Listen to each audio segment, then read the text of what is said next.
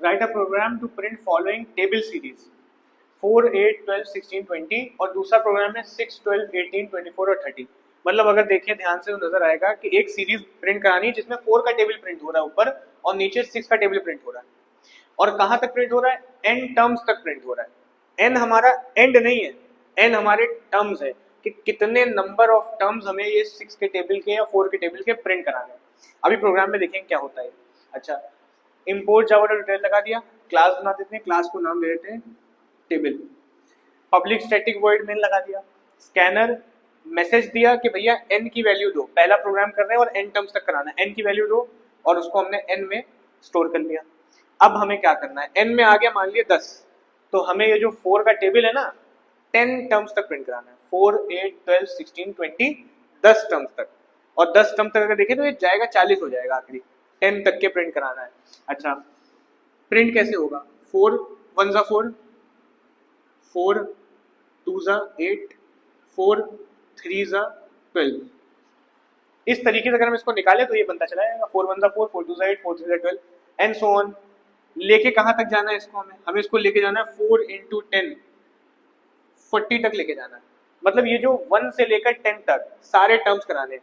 तो ये जो ये n है ना, ये n 40 नहीं है, ये n 10 है, 10 टर्म्स तक हमें प्रिंट कराना है। तो लूप जो हम चलाएंगे यहाँ पे स्टार्टिंग पॉइंट उसका क्या रहेगा? For int i equals to 4 नहीं देंगे, int i इक्वल्स टू 1 देंगे, क्योंकि टर्म्स प्रिंट कराने हैं। मान लिया अगर 10 टर्म्स है तो हमें 10 बार लूप चलाना है ना, तो 1 से लेकर i is less than equals to n, i plus plus. Loop जो हमारा स्टार्ट होगा 1 से होगा, कहां तक जाएगा? n तक जाएगा। अब क्या करें? एसओपी लगा दें, ln तो लगाएंगे नहीं, एक लाइन में प्रिंटिंग देनी है। क्या प्रिंट कराएं?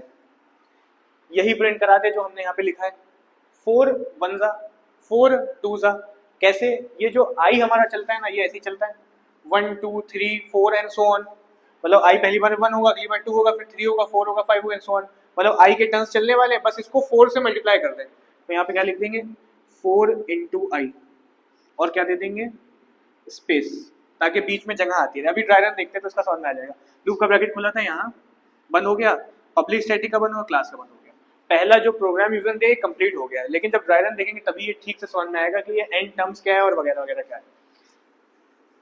मान लेते हैं किसी यूजर ने इस प्रोग्राम को खोला, और जब इस यूजर ने प्रोग्राम को खोला तो उसके सामने आया enter value of n, enter value of n, उसने दे दी n की वैल्यू 5। अच्छा, n की वैल्यू 5 आ गई है, लूप जो हमें चलाना है वो 5 बार चलाना है। तो हमने लूप स्टार्ट करा अपना 1 से लेकर 5 तक। वो चाह रहा है 4 का टेबल प्रिंट हो, कहां तक? 5 बार प्रिंट हो। मतलब 4, 8, 12, 16 और 20 इतना ही चाह रहा है वो। n की वैल्यू उसने 5 दी हुई है ना, तो 5 टर्म्स चाह रहा है 4 के टेबल के फर्स्ट 5 टर्म्स, 4, 8, 12, 16 और 20। हमने लूप भी चला दिया 1 से लेकर कहां तक? n तक। मतलब 1 से लेकर 5 तक आई का लूप जो चाहेगा वो 1 से लेकर 5 टर्म जाएगा, अगर n में 5 है तो। अभी एग्जाम्पल जो हमने लिया है। अच्छा, पहली बार में i की वैल्यू होगी क्या? i की वैल्यू होगी 1, 1 होगी, प्रिंट क्या होगा? 4 इंटू आई, 4 1 जा 4 प्रिंट होगा, और साथ में क्या प्रिंट होगी? स्पेस, यहाँ पे स्पेस आ जाएगी। लूप टर्न मारेगा, आई की वैल्यू क्या हो जाएगी? 2 हो जाएगी आई की वैल्यू। प्रिंट 2 नहीं होगा, 4 इंटू 2 8 प्रिंट होगा, स्पेस भी साथ में प्रिंट होगी। अच्छा, थोड़ी स्पेस भी आ गई। फिर लूप चला, आई की वैल्यू क्या हुई? 3, 3 नहीं प्रिंट हुआ, 4 इंटू 3 प्रिंट हुआ, मतलब 12, और साथ में क्या आई? स्पेस। फिर लूप चला, आई की वैल्यू क्या हुई? 4 हुई, क्या प्रिंट हुआ? 4 4 सा 16, साथ में स्पेस। फिर लूप चला, आई की वैल्यू क्या हुई? 5, और 5 हुई तो क्या प्रिंट हुआ? 20, और यहीं पे लूप रुक गया। तो फर्स्ट 5 टर्म्स प्रिंट हो गए। अब यहाँ पे समझ में आ गया कि एंड टर्म्स का मतलब क्या है। इस एंड टर्म्स का मतलब एंड नहीं दिया है, यहाँ 20 नहीं है, 20 होता तो फिर तो मतलब 20 टर्म्स कराने होते।